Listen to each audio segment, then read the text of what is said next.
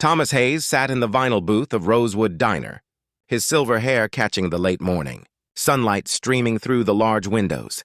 Beside him sat his 4 daughters, Emma, Lily, Grace, and Sophie, identical in almost every way, dressed in matching purple dresses their grandmother had sent. They were 7 years old now, and the weight of raising them, alone for the past 3 years, still pressed heavily on his heart. His wife, Catherine, had passed when the girls were only 4. Some days felt easier than others, but mornings like this when he saw other families with 2 parents. Laughing together, the loneliness crept back in. The diner hummed with quiet conversation. Thomas watched as other families ordered pancakes and waffles, heard children asking for chocolate milk and French toast. He looked down at his daughters' hopeful faces and felt something break inside him. He had money, more than most people would earn in several lifetimes. His technology company had been acquired 2 years ago, leaving him financially secure for generations. But money couldn't fill the space Catherine had left. It couldn't make him feel less like he was failing these 4 beautiful souls who depended on him. When the waitress approached, a woman in her early 50s with kind eyes and an orange uniform, Thomas cleared his throat. "What's the cheapest thing on your menu?" he asked quietly. The waitress, whose name tag read Diane, paused. She glanced at the 4 girls, taking in their matching outfits, their clean faces, their patient stillness. Then she looked back at Thomas, and something in her expression softened. "Sir," she said gently, pulling out her order pad, "the cheapest thing we have is oatmeal. It's $2.49. Thomas nodded, feeling his throat tighten. "We'll take 5 of those, please. Just oatmeal and water."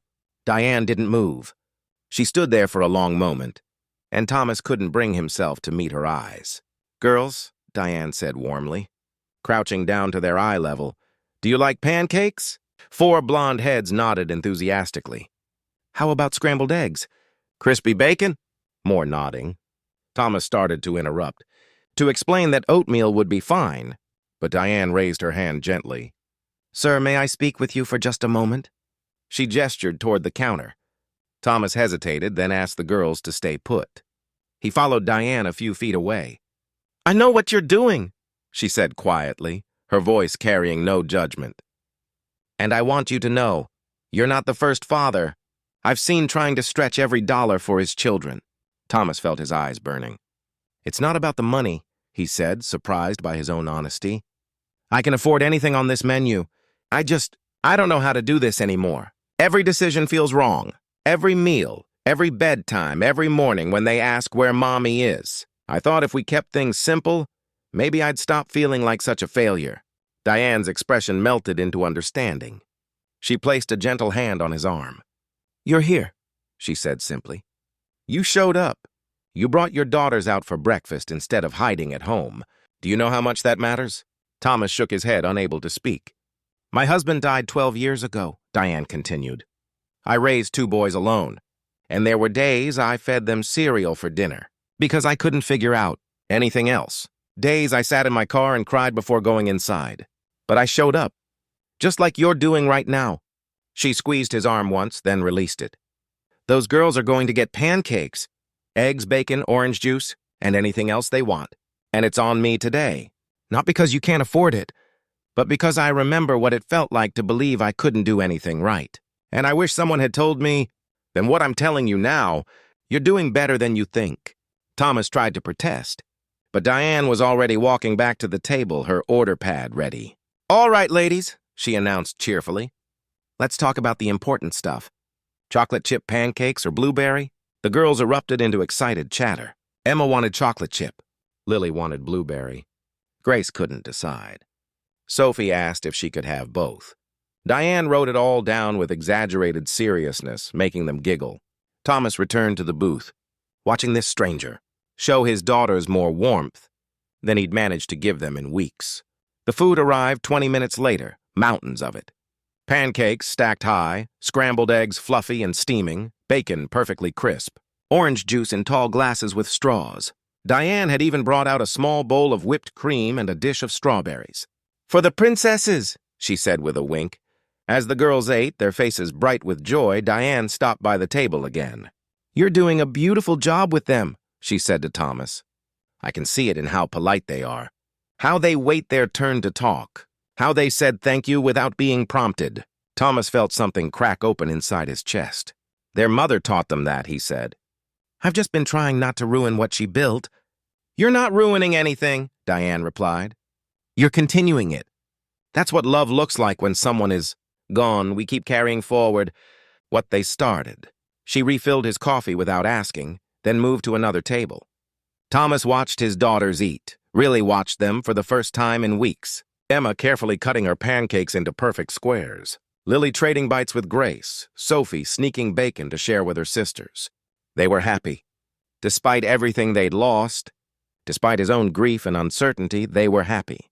When they finished, Thomas approached the register where Diane stood. I need to pay you, he said. It's taken care of, she replied. No, I mean, I need to pay you properly. I want to leave you something. He pulled out his wallet, hands shaking slightly. You gave me something today I didn't know I needed. Diane shook her head. Save your money. Use it to take your girls somewhere special. Make a memory with them. Please, Thomas insisted. Let me do this. They looked at each other for a long moment. Finally, Diane nodded. Thomas left $500 bills on the counter. Before Diane could protest, he said, My wife always told me that kindness was the most valuable currency in the world. Today, you proved her right. This isn't payment for breakfast. It's gratitude for reminding me that I don't have to carry everything alone.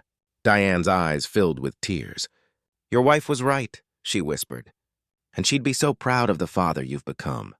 As Thomas gathered his daughters and prepared to leave, Diane called out one more time. Come back next Sunday, she said. Same time, and this time you order anything you want without thinking twice. Deal? Thomas smiled, genuinely smiled for the first time in weeks. Deal.